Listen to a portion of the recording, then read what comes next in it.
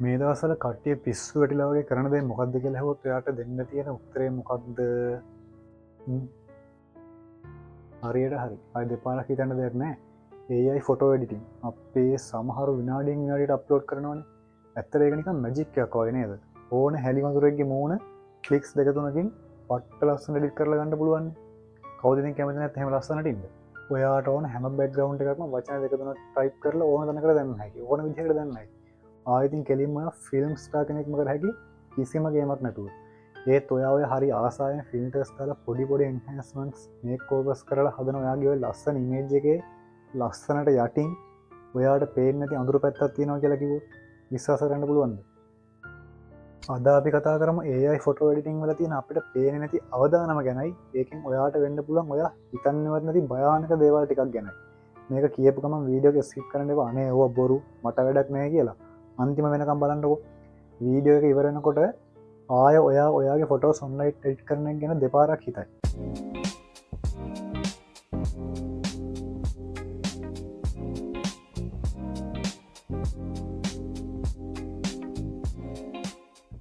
පළවෙනි එක ෆැන්ටසි ලෝකේ අතර මං වෙනවා. මේක නම් මෙලහකටත් වෙලා ඇති සමහරුන්ට. AI editing apps software වලින් වයසක කට්ටිය තරුණ කරනවා, චබි අය ස්ලිම් කරනවා, කළු අය සුදු කරනවා, සුදු අය තව තව ග්ලෝ කරනවා, මිටි අය උස කරනවා, උස අය මිටි කරනවා, මිටි අය කම්කරු කරනවා. නෑ ඒක වෙන ඇප් එකක් නේ. කොටින්ම කිව්වොත් ගෑනු පිරිමි කරනවා, පිරිමි ගෑනු කරනවා. ඔයා සම්පූර්ණයෙන්ම වෙනස් කෙනෙක් කරනවා. ඒත් ඒ අවුට්පුට් එකෙන් එන පර්ෆෙක්ට් කෙනා රියල් පර්ෆෙක්ට් කෙනෙක් නෙවෙයිනේ. Fake perfect. එතකොට එන මෙන්ටල් ඉෂුස් ෆොටෝ එකක් හැදුවාම කොහොමද මෙන්ටල් ඉෂුස් එන්නේ? හිතාගන්න බෑ නේද? ඔයා දිගටම ඔය ෆොටෝ එඩිටින් කරන්න ඒකට ඔයා ඇඩික්ට් වෙනවා.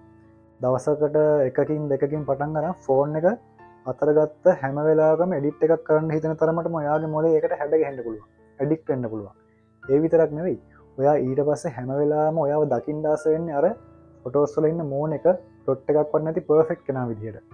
ඒ දේ කවදාවත් එහෙම වෙන්නේ නැහැ කියලා තේරුණොත් ඔයා ඒ දේ පිළිගන්න කැමති වෙන්නේ. ඔයාට ඕන ඇත්තරම අර තියෙන අර තිබ්බ ෆොටෝ එකේ තියෙන පර්ෆෙක්ට් ගතිය තියාගන්න. ඒ ගතිය තියාගන්න නොකරන දේවලුත් ඔයා කරන්න පෙළඹෙන්න පුළුවන්. මේක නිකන් හිතලුවක් වගේ කියලා හිතුනට ඕන තරම් මෙහෙම සිද්ධි තියෙනවා. කැට්ටුමන් ගැන එහෙම දන්න වෙතනේ. සර්ච් කරලා බලන්නකෝ දන්නේ නැත්නම් Google වල කැට්ටුමන් කියලා ගහලා බරපතලම දේ මේ ඇඩික්ෂන් එක ඔයාට නොදැනුවත්ම වෙන එක. ඔයාට දැනෙන්නවත් නැහැ ඔයා ඒකට ඇඩික්ට් වෙනවා කියලා. එක්සැම්පල් එකක් කියන්නම්කෝ. කෙනෙක් පිස්සුවෙන් වගේ ෆලෝ කරන ඉන්ස්ටා සෙලිබ්‍රිටි කෙනෙක් ඉන්නවා.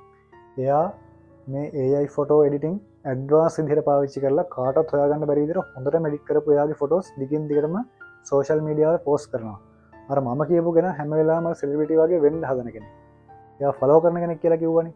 එයාගේ විදිහට එයාගේ හැඩරුවට ඉන්න හදන කෙනෙක්. දැන් එතකොට අරයත් try කරනවා සෙලිබ්‍රිටි වගේ වෙන්න. පුළුවන්ද? රියල් ලයිෆ් එකේ පුළුවන්ද? ඔන්න ඕක තමයි ප්‍රශ්නේ. හැබැයි ඒ ළඟටවත් අරයට එන්න බැරි වෙනකොට එයාට දැනෙන ස්ට්‍රෙස් එක ඊළඟට අපේ කොල්ලෝ කෙල්ලෝ ටික හිතනවා AI ෆිල්ටර්ස් තමයි එයාලගේ ජීවිතය කියලා. ඒක වෙන්නේ මෙහෙමයි. එයාලා කාලයක් ඔය AI ෆිල්ටර්ස්ම විතරක් යූස් කරගෙන ඉඳලා ෆොටෝස් ජෙනරේට් කරනවා. ඒවා විතරක්ම සෝෂල් මීඩියා වලට අප්ලෝඩ් කරද්දී අත්‍යවශ්‍ය දෙයකටවත් තමන්ගේ රියල් ෆොටෝ එකක් යූස් කරන්න කැමති වෙන්නේ නැහැ. මොකද කලින් තමන් සෝෂල් මීඩියා වල මේන්ටේන් කරපු ලුක් එක නැති කරගන්න කැමති වෙන්නේ නැහැ. මොකද ඒ වෙනකොට ඔයාගේ මයින්ඩ් එක එහෙම හිතන තත්ත්වෙටම ඉබේම වෙනස් වෙලා තියෙන්නේ. AI ෆොටෝ එඩිටිං වලින් රියැලිටි එක ෆැන්ටසි එක වෙන් කරන ලයින් එකක් තියෙනවනේ. අන්න ඒක බොඳ කරනවා. ඒ කියන්නේ මිනිස්සුන්ට ඇත්ත මොකද්ද බොරුව කියන්නේ මොකද්ද කියන එක තේරුම් ගන්න බැරි වෙනවා. හිතන්නකො බිලියන ගාණක් මිනිස්සු Tamanට නැති දෙයක් Tamanට තියෙනවා කියලා මවාපාලා ඒ දෙයටම ඇඩික්ට් වුණොත් එහෙනම් මොන වගේ තත්ත්වයක් උදා වෙයිද කියලා. දෙවැනි එක සාමාන්‍ය බොරුවෙන් එහාට ගිහලා පට්ටපල් බොරු මාරනවා. සාමාන්‍යයෙන් අපි බොරුවක් කිව්වොත් ටික දවසක් යද්දී ඒක කොහොම හරි මාට්ටු වෙනවනේ. හැබැයි AI එඩිටඩ් ඒවා එහෙම එඩිට් කරපුවා කියලා හොයාගන්න සෑහෙන්න අමාරුයි. හොයාගත්තත් ඒකට සෑහෙන ට්‍රයි එකක් දෙන්න වෙනවා. එහෙම නැත්නම් සෑහෙන කාලයක් යනවා. AI ෆොටෝ එඩිටිං වල තියෙන මේන් ෆීචර් එකක් තමයි ඩීප් ෆේක් කියන්නේ. අපි දෙන ෆේක් ඩීටේල්ස් වලට රියල් ටයිප් අවුට්පුට් එකක් දෙන එක තමයි මේකෙන් කරන්නේ. එහෙම හදන එඩිට් පාවිච්චි කරලා ගොඩාක් ප්‍රස්තාවට මෙහෙම වුණා අරහෙම වුණා කියලා හැම තැනම ෂෙයා කරනවා. සමහරට එහෙම දෙයක් වෙන්නේ නැතිව ඒ ළඟින් ගිය දෙයක්වත් වෙලා නැහැ. හැබැයි බොරුවට ෆොටෝස් වීඩියෝස් හදලා ෂෙයා කරනවා. ඒව දකින ගොඩක් අය වැඩිය හොයන්න බලන්නේ නැතුව ඒ දේවල් වලට රියැක්ට් කරන හොඳ විදිහට හරි නරක විදිහට හරි. හිතලා බලන්නකො ඔය එඩිට් එක නරක දෙයක් නම් ඒකෙන් අර කෙනාගේ ජීවිතයට වෙන බලපෑම කොයිතරම් දරුණුවට බලපාන්න පුළුවන්. වැරදි තොරතුරු ස්ප්‍රෙඩ් වෙනවා. ඒවට ඉලක්ක වෙන අයගේ ජීවිත විනාශ වෙන්න උනත් පුළුවන්. ජීවිත විතරක් නෙමෙයි සමහර රටවල උනත් විනාශ වෙන්න පුළුවන්. හොඳම එක්සැම්පල් එක නේපාල්.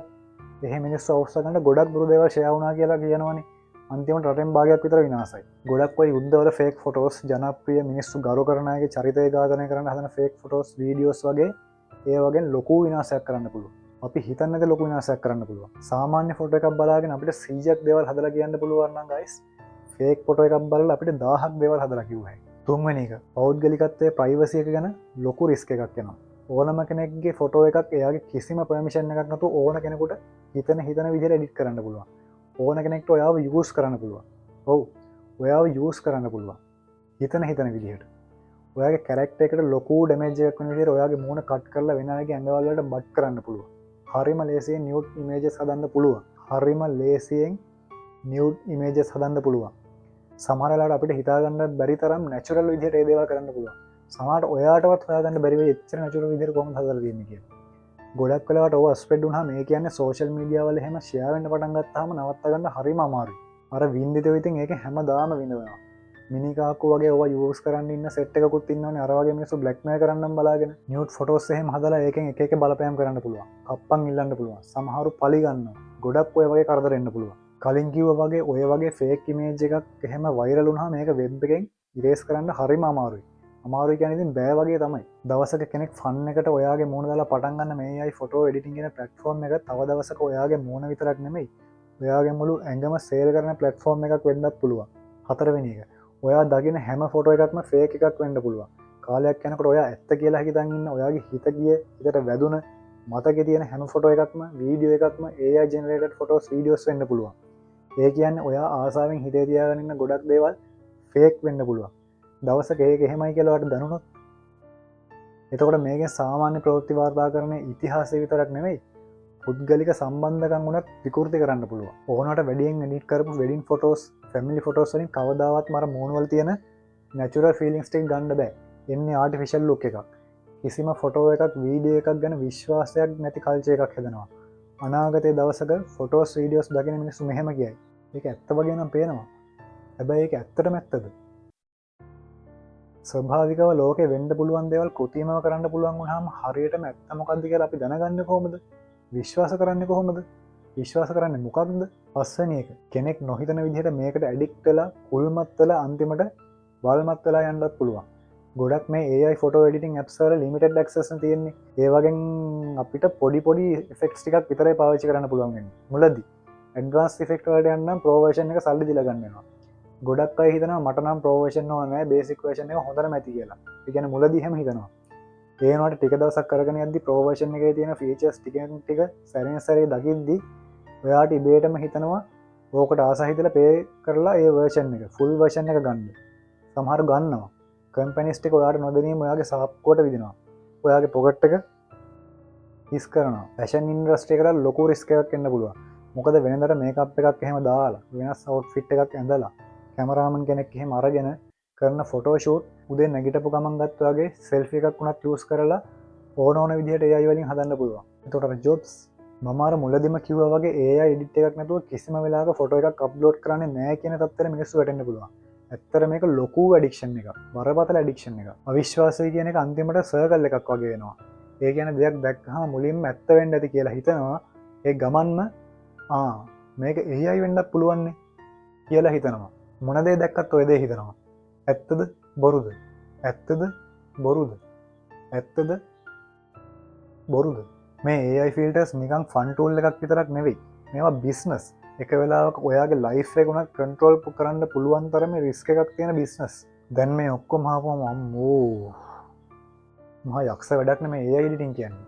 මම නම් එඩිට් කරන්නේ මම නම් මේක දැම්ම නවත්තනවා කියලා ඔයා කියනවද? නෑනේ. එච්චර සෙන්ස් කොහෙද අපේ මිනිස්සුන්ට. ඒ වුණාට පොඩි හරි ෂොක් එකක් දැනෙන්නේ නැති නේද? ඇත්තටම AI ෆොටෝ එඩිටින් කියන්නේ මාර ෆන් හරිම ක්‍රියේටිව් ඒ විතරක් නෙවෙයි සෑහෙන යූස්ෆුල් දෙයක්. හැබැයි ඒක අපේ කන්ට්‍රෝල් එකේ තියාගන්නකම් විතරයි. අපේ කන්ට්‍රෝල් එකෙන් පිට ගිය ගමන් ඕක ඩෙඩ්ලි වෙපන් එකක් වෙනවා. නැති පර්ෆෙක්ට් එකක් මවන, ෆේක් දේවල් පතුරවන, ප්‍රයිවසි එක විනාශ කරන, අපේ රියල් ලයිෆ් එක ගැන අපිටම විශ්වාසයක් නැති කරන ටූල් එකක් වෙනවා. ඊළඟ පාර ඔයා කාගේ හරි පට්ට පර්ෆෙක්ට් ෆොටෝ එකක් දැක්කොත් මතක තියාගන්න ඕනට වැඩිය පර්ෆෙක්ට් කියන්නේ එතන හිතන්න දෙයක් තියෙනවා කියන එක. ඉතින් මොකද ඔයා අද අපි කතා කරපු දේවල් ගැන හිතන්නේ? AI එඩිටින් මේ යන විදිහටම ඕන කෙනෙක්ට ඕන විදිහට යූස් කරන්න පුළුවන් විදිහටම තියෙන එක හොඳයිද? එහෙම නැත්නම් අනවශ්‍ය එඩිට්ස් කරන්න බැරි වෙන විදිහට ලිමිට් කරන එක ලිමිට ඩක්සස් දෙන එක හොඳයිද නීති තවටිකත් තද කරලා යෝස් කරන එක තවත් මීට වැඩේ ගොඩක් ලිමිට් කරන එක හොඳයිද කොද හිතන්න ඉතින් ඔයාට හිතන දේ ගැන දාන්නට පහලින් කමෙන්ට් එකක් ලයික් එක්කුත් දෙන්න ෂය කරන්න තමත කරන්න එපා සබස්්‍රයිප් කරලා තියගතු අපි පිස්සුවෙන් වගේ ආසකන සහ ටෙක්නෝජි සල තියෙන මේ වගේ ඩක් සයිටස් කන වීඩියෝස් ටක්ගලලාකට ගන්නගත් හැකි අනේ එතකොට ඒ ඩිටින් ඇතුමට ලස්සනට බෑ කියලවාට හිතනවන ඒක පිස්සුද ඔන්න වීඩියෝ එක බලන්න මෙන්නම චැනලක සබස්්‍රයිප් කරලා තියාගන්න ෆිල්ටර්ස් නැතු ඔයාගේ ජීවිත ලස්සන කරගන්න ඕන හැම දෙයක් මෙතන තියෙනවා ක්ලික් කරන්න